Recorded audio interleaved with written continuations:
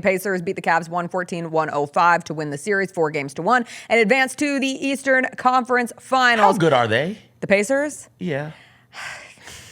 I mean, we have to put respect on the Pacers. But I think there is a piece of this where the Cavs did not rise to the occasion. You're general manager of the Indiana Pacers. Yes. Are you sitting around today like, yo, we got enough? We got enough.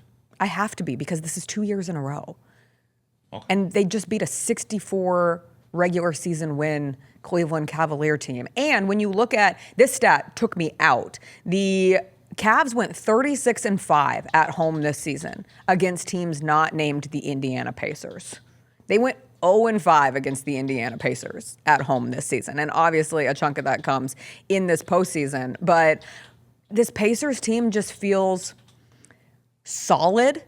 Like that's not a sexy word to throw out with someone that you really believe in. What was the word again? Solid.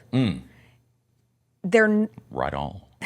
They don't have a real glaring weak spot. They don't have a real glaring, like, this is why they're the best. They're just solid, and they show up. You want to know what shocked me yesterday was that 7-minute stretch in the second half where the Cavs don't score, and it really didn't feel like it was a result of the Cavs just melting offensively. It was the Pacers playing defense. Like, how many times have we looked at this Pacers team and just said, be prepared to get in a track meet? I remember when they were here this season.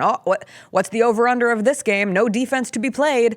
That's not the case. And a lot of it comes on Nembhard and his ability to defend on ball really well and just muck things up early in the defense. But everyone is stepping up. And Tyrese Haliburton, and I know it's not a thing because it was only 13 players who said that he was the most overrated player in the league. But my God, I'm beginning to wonder if it was his teammates who were the 13 players to tell The Athletic that Tyrese Haliburton's the most overrated player in the league. Because he's been awesome since. Like, we're like, yeah, we know he just needs a little extra push into the postseason and then he can really flex it. Because when he's going off for those like 3 threes in 60 seconds flat in the second quarter, you cannot help but wonder, where should you be talking about Tyrese Haliburton in top X players in the NBA? Like, our top 10? But again, it doesn't feel, I can't say it with my chest. Just like I can't say I believe in the Pacers with my chest, but they're really, really good. We got to do a better job of telling some of these stories, narratives. Yes. We talked about narratives some yesterday. I don't know if you recall it. Got to do a better job with some of these narratives because we lean so heavily on the LA and the New York, and then we lean heavily on the stars on both of the coasts. So yes. LA, New York, then the star in Oakland, the star in Philadelphia. Here we go. This is what we're all talking about. And we end up complaining. Sadly in San Francisco now, but San Francisco. Excuse me. We ruined Oakland. I apologize. But the star who was there for a moment in time in Dallas, and that's kind of it. And it's like, yo, there's so much good basketball happening in this league. When that's all we're focusing on, you miss what the Indiana Pacers are in the process of doing. You have to be exceptionally dominant, like the Thunder or the Cavs. And even both of them, then, I don't think they did a proper job this season. Those take backseats to everything I just named. Pacers, Pistons, right? Even I know the Magic got bounced early, and then they were riddled with injuries, but I'll throw the Magic in there. Where it's like, okay, there's some good stuff happening. Spurs, there's good basketball being played. We just don't all get to see it because we're on the regional networks, and then on the national networks is the people who I just named every single night. We got throw Phoenix on there. We got to throw Phoenix on there because they've got 2 stars. And even if they're playing poorly, people will tune in to watch. You got to do a better job of giving us this information beforehand. And that's on the NBA and on the NBA partners who tell these stories. Yeah, because the Pacers look to be for real. And another 8-2 this postseason. Another team whose coach called out players. Yeah. Called out Miles Turner, called out Pascal Siakam. Say, hey, you guys got to do a better job of rebounding. Yep. We're going back to uncomfortable conversations that need to be had.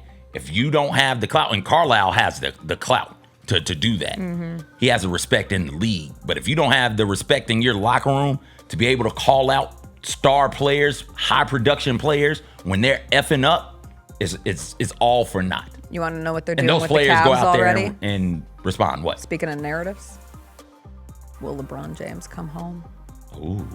Will LeBron James finish his career in Cleveland? a weakened Eastern Conference. Jason Tatum, officially, he got that Achilles surgery fast. Everyone was waiting for the official word. Now they just went straight to surgery. Did the announcement after that. That's when you have a surgeon on speed dial. That's the good pro athlete. That's how you let's did it. start this.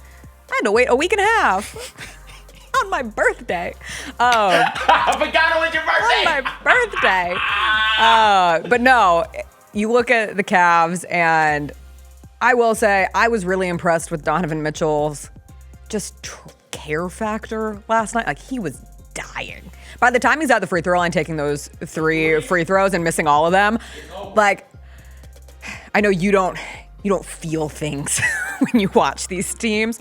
I felt devastated for the Cavs, for the fans, for Donovan Mitchell, for the team, for all of that. Just the reminder, like, you're the 1 seed. You have these lofty goals that you're going to make it back to the finals for the first time since. And now with the runway open where the defending champs of the Celtics are probably not going to be there. And no, you fell to the Pacers. And Donovan Mitchell did everything he could. Again, 35 points. He misses those free throws. He hit some big threes down the stretch. But not enough. So perhaps they will go find their chosen son in Cleveland to come back home one more time. Can't wait for that to dominate the offseason conversation. Nothing like watching a fierce competitor. For me. Yeah. Nothing like watching a fierce competitor, somebody who's laying it all out there on the line.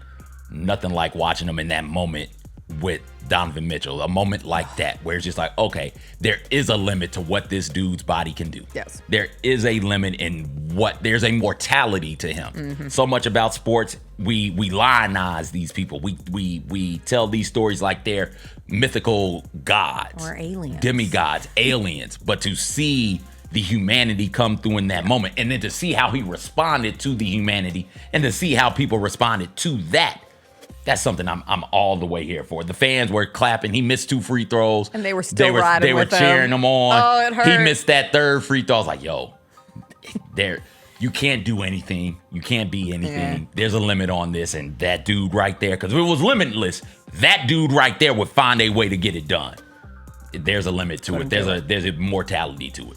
The Jessica Benson Show with CJ Hart, live every weekday at 8 a.m.